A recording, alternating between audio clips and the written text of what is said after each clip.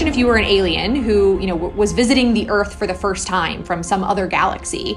Imagine only visiting the United States and never visiting any other part of the Earth's surface. That's essentially what we've done with the Apollo missions, really been able to do wonderful and groundbreaking science with the samples, collected during the Apollo missions. But again, we visited only a very small part of the lunar surface. The way that I think about it is it's the equivalent of, landing on Earth and getting rocks from Kansas. It would give us insight into one particular location on the Earth, but not at all the diversity of what we see on the Earth, what we know is present on the Earth. So the ability to go to a different site, a different location, get different samples will just enrich what we have already learned from our Apollo samples. There's a lot left to be learned about the moon, and it starts with the South Pole.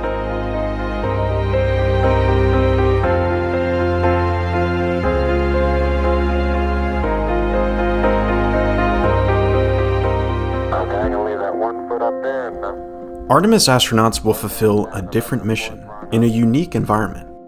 While the Apollo astronauts who visited the moon's surface between 1969 and 1972 landed near the equator, Artemis astronauts will venture to the moon's South Pole region, frigid, rugged, and with unique light and darkness conditions that make it an ideal location for exploration. The South Pole region is also home to the rim of the moon's largest, oldest, and deepest crater, called South Pole Aitken. It takes up almost a quarter of the moon, and is so deep, it exposes portions of the moon's interior. Yeah, the South Pole it's fascinating. There are some very unique types of rocks that are at the South Pole that will allow us to understand the entire history, not just of the moon, but potentially of the solar system.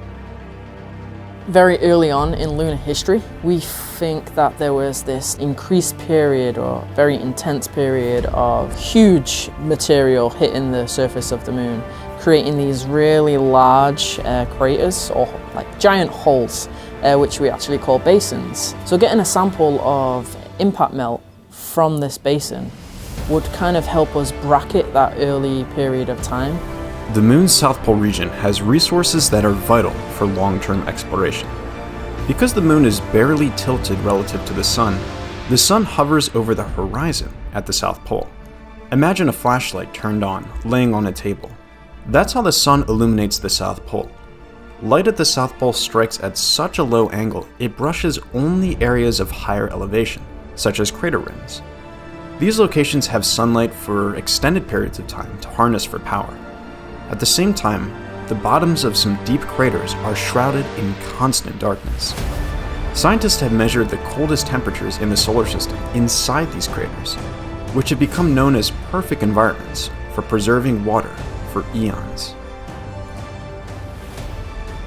Over time, there's individual molecules of water and carbon dioxide and other gases that actually bounce around the surface of the moon. And when they get to one of these cold spots, they actually get stuck. So we call those places cold traps. And if you do that for millions and even billions of years, you can actually build up a pretty significant deposit of water and other ices. From an exploration perspective, if we can understand just how much water there is and where it is and how to get it out of the regolith of the moon, we can turn it into really important things like drinking water for astronauts and even rocket fuel to take them back home. So really understanding these resources and how to use them is one of the objectives of the Artemis program, and it's what makes the South Pole of the moon so exciting. We know the moon in incredible detail, thanks in large part to NASA's Lunar Reconnaissance Orbiter, or LRO. LRO has been circling the moon since 2009. It's the longest-lived spacecraft there.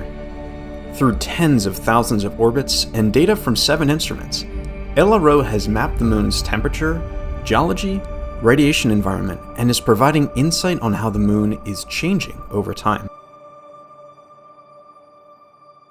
LRO is led by Dr. Noah Petro, a planetary geologist at NASA's Goddard Space Flight Center.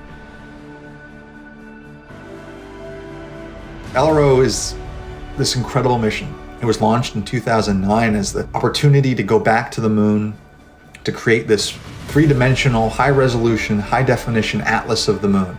Where are there safe landing sites for human and robotic explorers? So what LRO is doing is really giving us the tools, the material, the data we need to make those missions successful. For many years, LRO's elliptical orbit was closest to the moon during the spacecraft's pass over the South Pole. So scientists have more information about the South Pole region than any other region of the moon. We know that we can do more and build upon the legacy of Apollo, but to do that we needed a higher resolution data set. We wanted to know where the hazards were. We wanted to know where the geologic features were that we want to go explore, and so LRO has created that database. Incidentally, the LRO data volume is now over 1.3 petabytes. It's the largest volume of data that NASA has ever collected from any planetary body. It's remarkable. And what we've done now in support of Artemis, in support of other NASA missions to the moon, is we've created special maps. We share them with the public and we share them with the various engineers and scientists who are going to help enact and make Artemis a reality.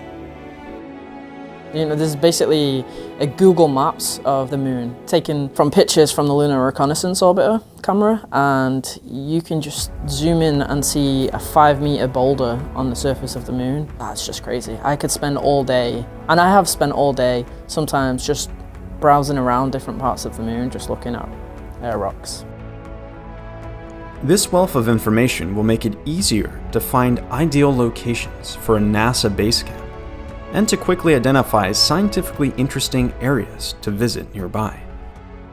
So it's my real belief that we have an opportunity with Artemis to do something different than Apollo. We build on Apollo, we learn from Apollo, but we want to expand what Apollo was able to do and build this presence on the moon that is more than just 3 days, more than just 6 individual missions, but a much larger program that eventually will result in the ability to go onto Mars.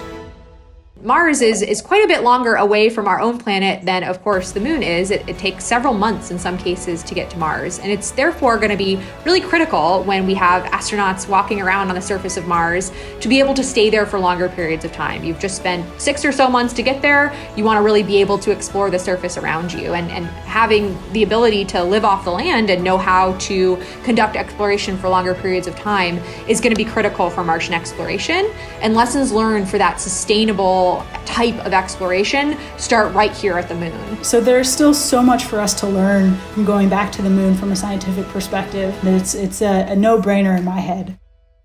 So with Mars in the horizon as our kind of end goal, this is an important step for us to take. And then also just kind of from a human aspect, we all have this kind of intrinsic desire to explore. I think it's in all of us and certainly in us as a society. And so I think setting our sights on something and accomplishing this goal together is really important just for international relations, for, just coming together as a humankind, the human spirit. I think that's a piece of what we're doing that we can't ignore as well. I have 3 kids, aged 10, 6, and 2. I talk about space often with them. The great thing that my parents did for me was let me find my path. I also look at my daughter and I think, okay, Amelia, she keeps saying she wants to be a firefighter, a construction worker, and an astronaut. And I said, well, Amelia, you can do all 3 and be an astronaut. Well, when you're an astronaut, you got to learn how to fight a fire in space. You got to learn how to build stuff. So you got to do all those things. What they'll become, I'm so excited to find out.